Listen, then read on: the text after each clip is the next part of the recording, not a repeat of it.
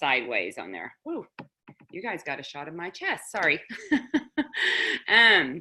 Okay, if I'm good, hi. Shannon, will you let me know, am I sideways on Facebook? Yes, so I need to turn it the other way. Okay, we're fixing it. And we are recording. And good morning, everybody. I am excited to be here with all of you all. You know, I love these book clubs probably more than anything a week, but it's only because we get to work on ourselves, and I'm doing it with you and growing with you, and that's just the funnest environment to be able to live and work in. So I'm getting to my notes where I have it. Hang on, let me get where I'm at. Okay, now here we are, and I'm going to mute everybody here. You know, you can unmute if anybody wants to share and or talk, and help share what it is that you guys have. So everybody's good. Hopefully I'm good now on the Facebook Live. Am I upright in the right direction now? Sheila, I just saw you come on. So if you guys can let me know there, and then I'm going to talk to you guys here as well. And we are on chapters 3 and 4. Okay, good to go. We're on chapter 3 and 4, you guys, in our book. And I want to just open up this morning because honestly, I didn't really know that there is and there was any kind of like controversy. I live in my own little world, you guys. I do vote, but you know what? I don't worry about a lot of other stuff that's going on or being said out there because I can't do anything about most of that. And so I don't spend any time on it. I work where my 2 feet are planted, and I work where I know I can make a difference. And if I am doing well in my world, then you know what? I don't have to worry about trying to fix everybody else's because it is not mine to fix. My job is to make me better and try to influence and help other people become better that get to do life with me or have to do life with me. And then let us go out and make a difference in our world from there. But if there is any controversy about this book and what it's teaching, what I want to ask you guys to do is just use discernment in what it is that you believe that aligns with truth for you. And that's different, you guys, for everybody. Everybody has different beliefs. I mean, this girl says in here, she is a Christian. I'm a Christian, but not everybody may be a Christian, and it's okay. What is your truth? What do you follow? What guides your steps every day? That's what you need to check and balance everything in your life against, not just this book. I mean, that is what we have to do, is use the discernment that we have been given. You guys, it could be said about any other growth and development book. What people are saying about this book is that self-help and that we can't help ourselves. But you guys, you know what? I tell you guys, and I'm going to tell you just like I tell my kids all the time, God gave every one of us a brain. And whether you believe God gave it to you or not, you have a brain. And it is our job to use our brains. And I used to tell our kids all the time whenever they were doing something that was just not smart, I'd be like, use your brain. You know, I mean, like, use what you have in your head to keep you safe and to give you the life that you want, and understand that every choice we have has a consequence. A good consequence can happen, but also has bad consequences. And if you don't think about what it is you're doing, you're going to just get whatever consequence that gives you. Think about it, use your brain, and then decide for that, what is it you want for your life? What is it that aligns with how you believe for your life and what you are working for in your life? So you guys, we all know, I know where my giftedness comes from, but I also know that it is my responsibility to use my brain and to figure out what it is that I need to do for my life in order to be able to have the life that we need. You guys, if you are, and it takes work to retrain your brain. We have to do growth and development. The problem with this world is so many people don't use their brain to grow past their formal education, whatever that was for them, whether it was high school or some college degree or some other training outside of college, a technical training. So many people just stop using their brain to grow to another level or a better version of yourself after you get out of those schools. I mean, honestly, that's where I was. I did not even know the words growth and development, personal growth and development. And I had 2 college degrees, and I had never been taught those words in my life before Arbonne. I mean, it was really one of my leadership transformations. I went region with hard work. I went nation and 4 nations wide, and will be 12, 15, 20 nations wide because I continue to grow me. I continue to become a better version of me. And it wasn't until I did that growth and development that I did grow. So I just want you guys to know that the truth is we can all grow and get better every day in every way. And it is this environment that we get to do it in, which I'm so grateful for, that it is an environment that supports growth. John Maxwell, we've done personal growth and development book with the 15 laws of growth. And he talks about what a growth environment looks like and what it needs to have in order for you to be able to grow. And Arbonne checks off every box in what you need to have a growth environment.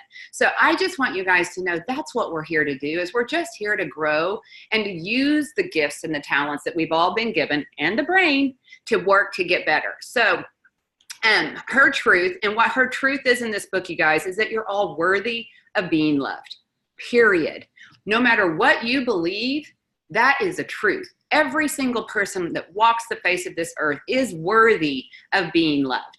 When you believe that, the way we believe that, and the way we believe it about you, you will be able to go out then and love other people into a better version of themselves, because we quit shaming ourselves. We quit doubting ourselves. We quit thinking that we're not as good as somebody else, and stop the comparing game. We start realizing we have the opportunity to do and be at what other people are doing and being for their life, because we are worthy of those blessings and have the ability to do it too.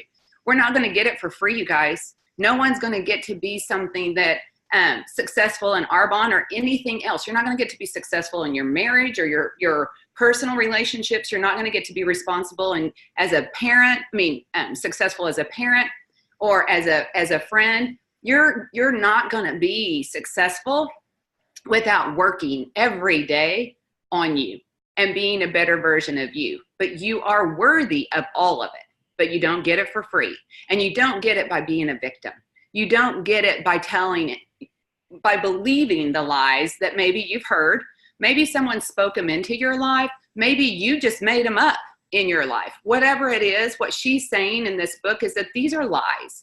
And that if you retrain your brain to believe truth, whatever your truth aligns for you, then you're going to get to have the successes that other people have gotten. And that's what every personal growth and development book is. Nobody had a perfect life. I believe everybody is a recovering perfectionist, like we talked about last week, but nobody is perfect.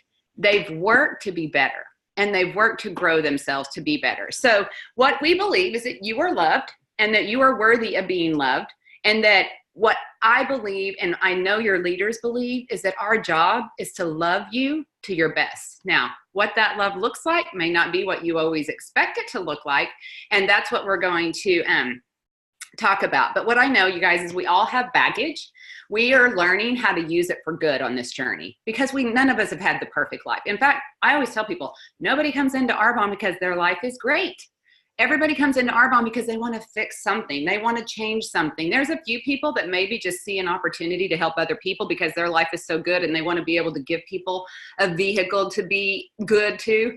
But most people came in here, you guys, with baggage. And we're just trying to figure out how to take that baggage and turn it around and overcome whatever it is that we had in our life that has held us back or gotten us into a position that we really didn't mean to end up in. And then use it, you guys, to help somebody else who's had that same kind of baggage as you, because we all have different baggages, but somebody has a story similar to yours. And whenever they do, I'm not going to get through this without crying, you guys. You get to turn around and believe in them and love them and give them the hand up that we were once given, that helped us believe in ourselves the way we do, so that we were able to achieve and accomplish what we have, but then turn around and give that back. And that's what I love about this company. Arbonne is a what to my why. My why is to love people. My why is to not let you be less on your watch, on my watch. My why is to help you know what you can be. But my what is this vehicle, Arbonne. It is a vehicle for me to do what it is my heart has been wired to do. And it all starts whenever we choose to grow. We give up the excuses that we have let hold us back. And we, treat this as an opportunity to grow, not as a charity, you guys. And I will tell you, as a sponsor, consultant, a lot of times we go out and we try to sponsor as a charity. I ask and I openly invite every single person to the gift of this opportunity, and I give them the Arbonne opportunity, because this opportunity does not judge. And you can grow and get successful, and it help you and your family every step of the way. But what it isn't is a charity. It helps people that have gotten successful in this business give to charities. I get to give to a lot of charities. A lot of people do. We all have our own charity that we have a heart for, and that God, I believe, has wired us for, so that everybody has something that is caring for them, but that needs to be cared for. But this is not your charity. This is your opportunity. This is your opportunity to step into an amazing environment for growth and to start working on a better version of you. So we don't get to be less on this watch, on my watch, on your leader's watch. We all have junk that we're all working out and figuring out on our way to MVP and beyond, and helping other people do it. We're letting our messes be our message, because nobody wants to hear from a perfect leader. Everybody wants to hear from one that's real. And we let our test become our testimonies, because we know that it's that overcoming story that's going to help other people believe, because we love them and believe in them, and we're helping them see, if I did it, you can do it too. And that is what we are here to do. So I can show you what I did to help me, because and that's all I'm doing. I can't fix you, but I can show you and I can lead you to where it is. So chapter 3, now that all that's being said, that's just like what's been on my heart and what got put on my heart. Honestly, this morning, as I was listening to my devotions and getting ready, it was just affirmation that is what we all need to hear. And so, let's not be drama, you guys. Let's just work on us and work where we can and where we have the power and the control to fix us, and fix it, because we can, because we all have a brain. So Rachel says she's a recovering alcoholic in chapter 3. And her lie was that she was not good enough. And a definition, you guys, of a workaholic is a person who feels compelled to work excessively. You know what? I promise you, I'm probably guilty of being a workaholic. But at the same time, I have learned how to balance it and keep my priorities protected. And guess what? I'm one of those priorities, because if I don't protect me and I don't take care of me, then I don't get to help and take care of anybody else. And we say all the time when we do our 30 days of healthy living that our best gift that we ever give people is a healthy you in every way, mentally, emotionally, physically, financially. But that's what I've learned how to do, is learn how to be a healthy workaholic because I've learned how to balance it. I think there's also the people that are, complete opposite, because you can be a workaholic or you can be lazy. And I will tell you, if I had to pick between lazy and a workaholic, I would pick workaholic every single day over lazy, because I can like me better being a workaholic than I can being lazy, because I don't think lazy people love being lazy or feel good about being lazy. They just haven't been challenged to do more. So neither one, you guys, though, are good. You need balance. You need to be able to know. And that is what I love about Arbonne, is that you will not get successful if you are either one of those to an extreme. You will only get successful in Arbonne when you get control of your life, so that you can stop being controlled by life. And you will whenever that happens. And how we help you make that happen is why I teach it so much is priorities, priorities, priorities. If you will, that's the best way to take control of your life and quit feeling like a workaholic when you try to add Arbonne to this. If you try to add Arbonne to the out of control life that you had whenever you came into Arbonne, you're not going to get to be successful in Arbonne, because your life, you have to be in control of you in order to help other people learn how to take control of their life, which is what we do on this journey to get successful. So if you are still letting life control you and letting a yes be a yes before you check it against your priorities, and whether or not this lines up with what it is that you're here to do for you and your family. Because if you don't do these things here with your priorities and you don't care for them, they're not going to be cared for in a way that they can be healthy. And if you are saying yes, yes, yes to everything out there without checking it against your priorities and learning, I think last week we talked in the book, and I know it's what I do. I just say, you know what, anytime I get asked to do things, and Arbonne, you guys, as you get successful, Arbonne's going to ask you to do things. And I've done a lot of things for Arbonne, but you know what? I've also told Arbonne no a lot of times, because what I do is I come back and I check it against my priorities. Does it take care of me? Does it take care of my family in any way? Does it help take care of my business, my organization, and my central nation, and my big organization, and my faith? And those are the things. So it's faith, family, your personal business. For me, if you have a job out there that you have, or other obligations that you have to take care of, that has to go in there too. But then Arbonne. And if it doesn't line up, you guys, whether it's Arbonne asking me or anyone else asking for my time, I say no. And it's okay to let your no be no. Because if you don't, you're going to be a workaholic. But what you're working for, you guys, is you're working for praise. You're working for recognition. You're working to please people because you feel like Rachel did, that your love that you receive and acceptance that you receive from the outside world is based on you performing constantly. That is never going to be something you will be able to do, because guess what, you guys, you can't keep everybody in your world happy. It would make Arbonne happy if I said yes to them every single time they asked me. But you know what? It's not my job to make Arbonne happy. It is my job to take care of my priorities and to do it based upon what is important for me. And because if I don't, Arbonne wouldn't let me take care of my family. As much as they love me and they love my family, they know my grandson's name. But they still will ask, and it's okay. They need you when you're asked, and anybody else needs you to be able to say, no, I can't do that. I'm so sorry. Check with me next time. I've done that many times with Arbonne. And you know what? They come back and they check again. Just because you tell people no, people are not going to stop asking or stop believing in you. They're going to respect you because they see, when you're branding yourself out there on social media, that you have a balanced life, that you have and work hard. I don't think anyone would deny that I work hard, but I also think people would say, you know what, we need to check and see where she's at. She may not be in the country because she also plays hard.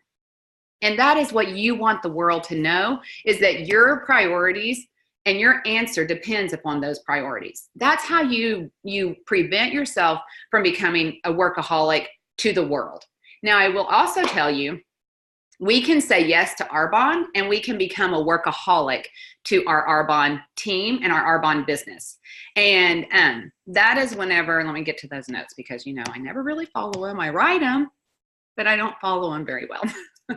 I do want to say that let me back up to that, back up to this.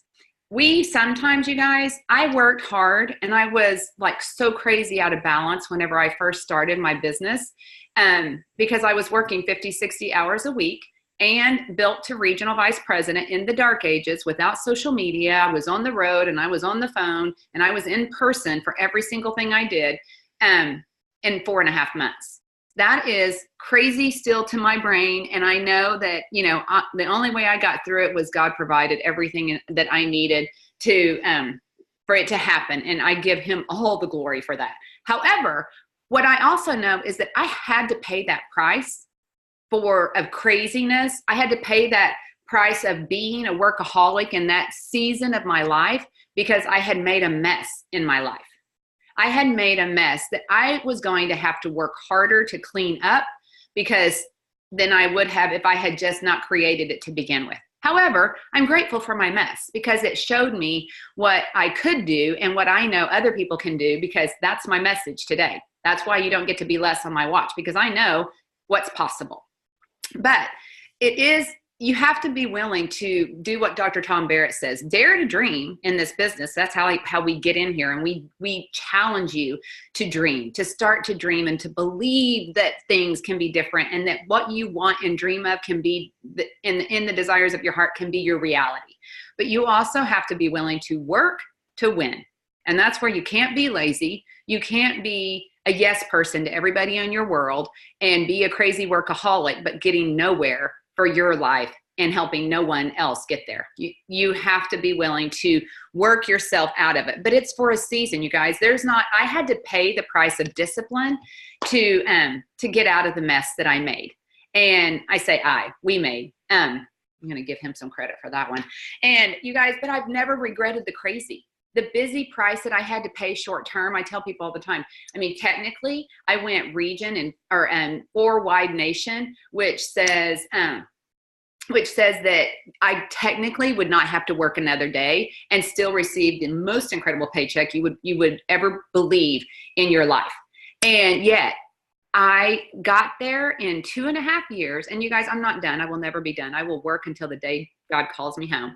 But what I know is that I got there because or you compare that and you think, well, look how hard she worked and the time she spent.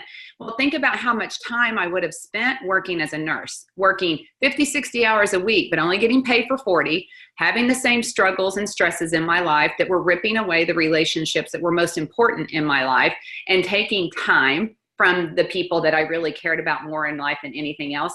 And my husband was working 80 hours in a 1 week period. So like crazy, he worked double his salary every year, and we would have done that for full 40 years.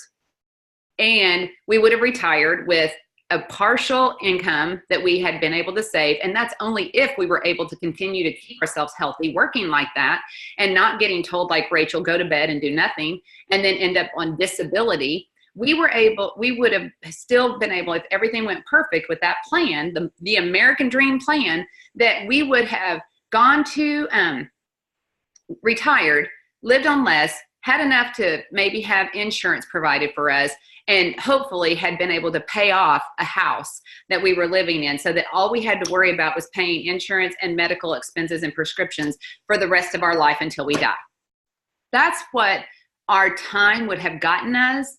And it was way crazier than what I had to do in Arbonne for that season of my life, to be able to get the ability to leverage my time. Leveraging your time, you guys, is the biggest gift that Arbonne gives you. So it is going to be crazy. You're going to be a season of workaholic, but you can handle it if you will clean out and let your no be a no and your yes be a yes to only the priorities that you are responsible for this season, so that later on you can do more for the people and the things the charities that you want. But I am grateful for that season that I gave of time and stuff. So, questions for you guys. Are you willing to be busy and even be a workaholic for a season to get yourself out of the situation that you're in? And what I also want you guys to be thinking about on your journey is, are you realizing what got you in the mess that made you say yes to Arbonne? And are you changing and growing out of those habits so that you don't keep creating? I will tell you, a bigger paycheck does not fix your problems. A bigger paycheck can mean bigger problems. If I hadn't learned how to manage my time and my money better, I would have just had bigger time and money problems than I did because I have Arbonne. I've had to learn from my mistakes and fail forward in those so that I can actually have the life that I knew I could have if I had done it different. I knew what I needed to do different. I didn't act like a victim and go, poor me, we're just so bad, we're so mistreated and we get to live like this where everybody else gets to live like that. No, I got us there. We got us there. We had to get us out of there. And it took a season of hard work to get us out of there. And it's going to take hard work for you. You're going to have to work harder on you than you work on anybody else. And you're going to have to work harder on you than you do your business. But you got to work this business. You got to, at some point, take this personal growth and development and apply what you're learning so that you can actually use it to change your life. That's what we do, you guys. And this personal growth and development is amazing. I love it. It's my favorite thing. But you know what? There's so many coaching calls that I just end up saying, use what you've learned. Use it. At some point, it has to go to work for you. It needs to work for you, not just be some knowledge spinning around in your head, making you crazier, because you know you can. You just haven't figured out how to do it. The way you do it is you jump. You just go jump and you do it. So, you guys, you can be a workaholic in this business. And I will tell you, whenever I see that, what I see is that it is people that are, hang on, who knows where I'm at in these notes? I have no idea. But so in this business, you guys, what happens with people whenever they are workaholics is that they are working out of fear and or the idea, well, I'll say fear and pride, honestly, is what it ends up being, because you start thinking you can do it better than they can. And you may in your head be saying, well, I just don't want them to fail and I want them to get successful. And I know, honestly, that is your heart. I believe that. However, I also believe that you also know this is a contact you don't have to work so hard for, because your person on your team got you that appointment and you can go work with them instead of having to pick up the phone and reach out to the people that you know to fill up your personal calendar. And it's going to help you feel better when you do. And you're going to get results that that other person wouldn't get because you've done it longer, you've got more skill, and you can do it. Can I tell you, that will never build you a business like mine. People don't grow to national vice president because you get them there. I can't take credit for one single person's success in my business because I didn't do it. They did. What we're here to do is make us good and better and do what it is we are taught to do, and be willing to be bad at it before we're good at it, be willing to be good at it before we're great at it, and then eventually get great at it. People go, if I could just speak as eloquently as you, Carlita, on these take-a-looks. Guess what? You can when you do as many as I do. I do these so that you can listen and hear it so many times you get sick of hearing me saying it, so that when and if the opportunity arrives and you decide to jump, you know you can, because you can say it just like I do. I mean, we still say all of Rita Davenport's old jokes. You know why? Because she told the same jokes at every event we were at. We know it. We can say it. And so that is what we're doing whenever we are doing these take-a-looks and all these videos. You could go out there, and if you put your time into it and your effort into it and you used your brain, you could go out there and get these and get good at it, so that when you have to do it and then teach somebody else, you can. I will tell you though, don't try to go it alone too quick, because the MVPs, the VPs, honestly, MVPs are MVPs because they have more vision than anyone else in this organization. They have the ability and the skill to help people see past obstacles and hesitations. They don't let the first no be a no.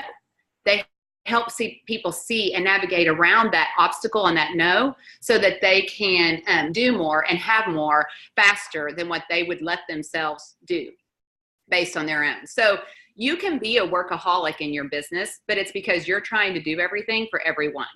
And you don't have to, you guys. Be willing to let them be bad. Be willing to let them grow and on their journey.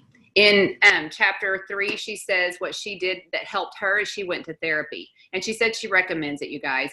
You know what? You can go to therapy. You can find a professional therapist. I prefer Christian counselors personally, because I know it's based on a truth that I align with, but you have to find one that works for you. But you can also find a mentor for every area of your life. That's what I've done, and I will tell you, most of them have come out of Arbonne. I have found mentors for my spiritual life, Shelly Nelson, Jerry Nickel. I have found mentors for my physical life, Terry, what is your last name? Yes, sure. I have found mentors that counsel me by their example, and they're available to me, just like the 30 Days of Healthy Living. Terry Fisher is giving us all that information. You are all being coached by her with that knowledge and information that she has, and then ultimately turning around and passing it down to people that you are out there helping learn from you. But what we need is somebody that's older, wiser, and make sure that who you're getting therapy from has the life that you want. Don't listen to people, you guys, that are messed up more than you. Read a Davenport advice that is game-changing, life-giving information. Second thing she did was she hustled for joy, and she worked just as hard for fun moments like vacations as she did her work life. And that's what we do. We work hard, we play hard. We go to bed every night blissfully exhausted, whether we're on vacation or whether we are on a job working our business in every way. The third thing is make yourself a priority. And how do you do that? How do you start your day? Face your problems head on. They're not going to go away, you guys. Just deal with them. And the best gift you can give people is a healthy you. Chapter 4, if you need to get off, I know I'm at 30 minutes. I can't, you guys, but just go if you got to go. Chapter 4, I'm better than you. And this one just talks about like gossip and judging. And I want to tell you, you guys, you can read the book and you can hear what it is that she says, but I will tell you what I know is that we are the quickest to point out other people's flaws whenever it's our own. Because what we do, you guys, and the reason we do that is that we want to help them. We want to help people focus on their flaws because we know our flaws. You know your flaws. You know when you talk about other people, if you stop and think about it, how many times is it that it's because you know what is wrong with you, where you are insecure or uncomfortable for the world to know. And so if you point at other people, then you get to take and let the focus be on them instead of you. And you guys, I couldn't help but think that in my good book that I follow for my life and the truth that I follow is the story of the woman at a well that had not a great life. I mean, she was not, living the best life that she could and making great choices. And there were all of these other, leaders and priests and people that were in whatever you want to call them, they're judging her and trying to get our sweet Jesus to condemn her. And he just bends down, our sweet Jesus that is all here showing us how to love people with grace and compassion for where it is they came from. Who knew if that woman even knew how to do better? That's what I believe about everybody who comes into Arbonne. I believe that you could do better if you knew better. And if I can help teach you better, I can send you on your way and you will go do better. I believe that about you and every other person in my life because I have a God that believes that about me. I have a God that bent down in the sand, wrote something in the sand, which nobody really knows what he wrote in the sand, you guys. But what we believe and what we speculate is that it was talking about everybody else's that was pointing the finger at that one, the three other things that were pointing back at them when they did. And anytime we point our finger at somebody, be sure to look and know you've got three fingers pointing back at you that are saying what it is you need to be doing different or better in your life, and quit worrying so much about what other people need to be doing with theirs. And he says, ye who has not sinned or done wrong, whatever you want to call it, cast the first stone. It makes me cry. Who hasn't done wrong in this life, you guys? Who? I have. I'm not proud of everything I've done. But do you know what? I get grace. And if I expect grace for my life and I want grace for my life, I better be able to give grace. So you know what? No gossip in this company. That's what I love about Arbonne is people come in here and they're like, I've never been in an environment predominantly of women. We have our men too, and we love our guys, but predominantly women because women are the worst, to be able to be in community with each other and even agree to disagree sometimes, but still love, respect, and give grace and have compassion for what it is that this person is going through. And there are times, you guys, that I have had people, my Arbonne family, whenever I've had hard things happen in life, they have so much grace and so much compassion for me that there's times that I am carried in this business on my journey, and we will carry you. We won't enable you. We won't let you be lazy. We won't do for you what you can do for yourself, even if you have to be bad at it first to get good at it. But we will provide and carry you and give you a cushion that protects you through the hard. That's what we are here to do for everybody in our world, and what we we get to do with this vehicle, because we get access to so many people that are hurting and that just need to be cared for enough, but yet challenged to know they can do better, and we're here to help them learn better. That is what we get to do. But you guys, don't be gossiping. I will tell you that in Arbonne, what you need to learn, in addition to love, compassion, grace, not judging, and that the judging has to stop, and that we just love people, but we hold people accountable.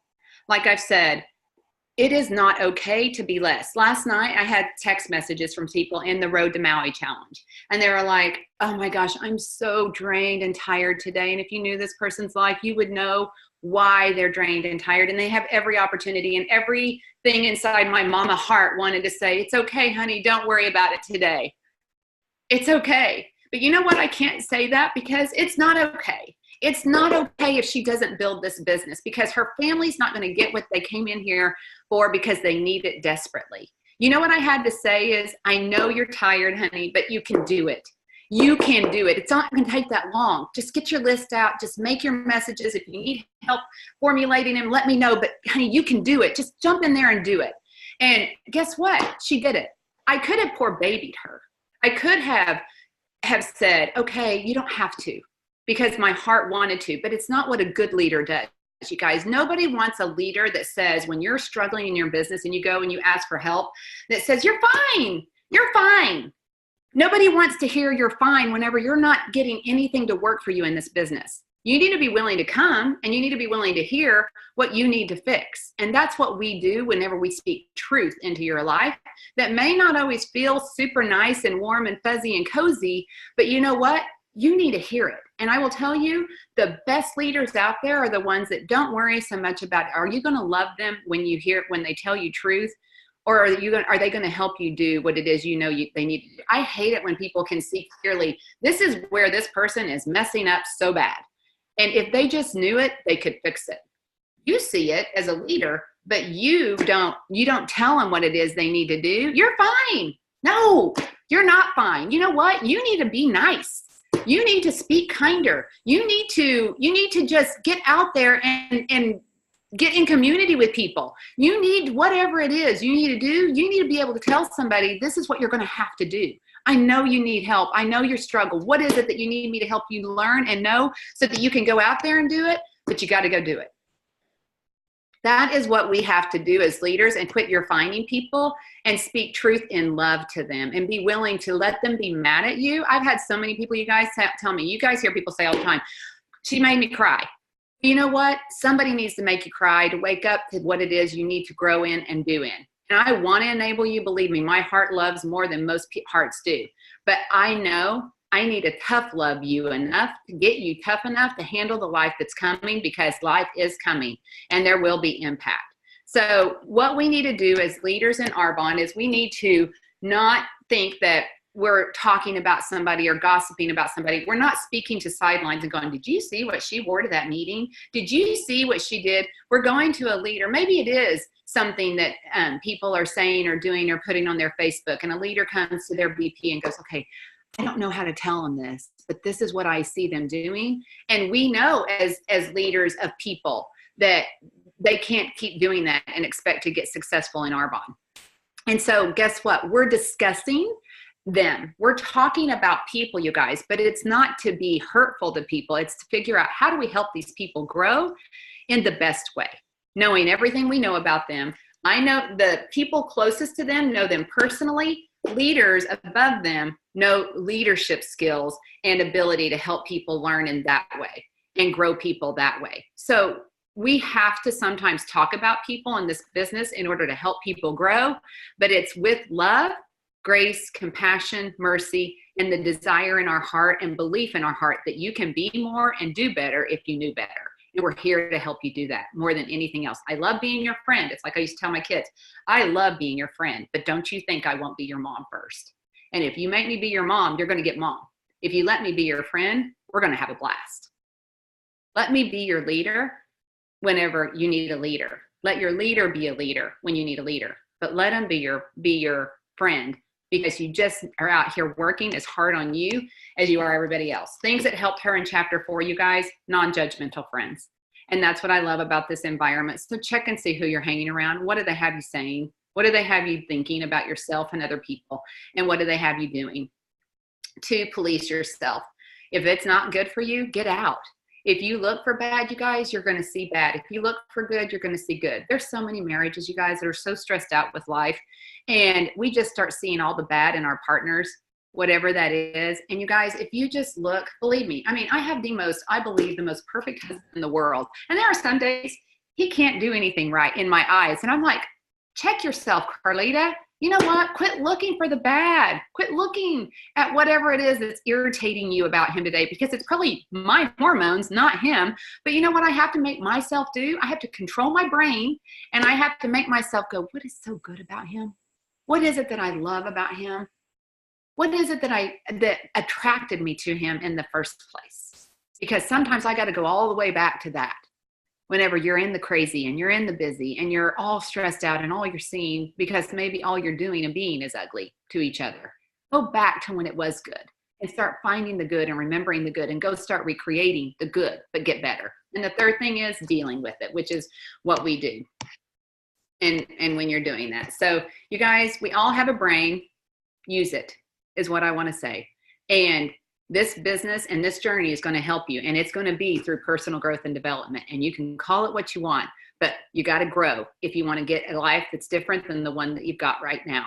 So we got to be more if we want to do more. And that's what we're here to do. And I hope this morning has helped you all. Sorry I went over. I love you. Thank you for staying if you did. And if you didn't, I understand. No judgment here.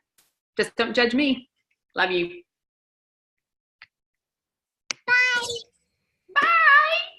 Bye, Natalie. I love you, baby girl.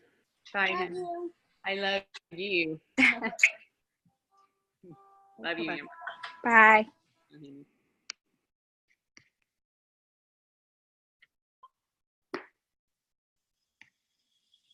Thank you, Carlita.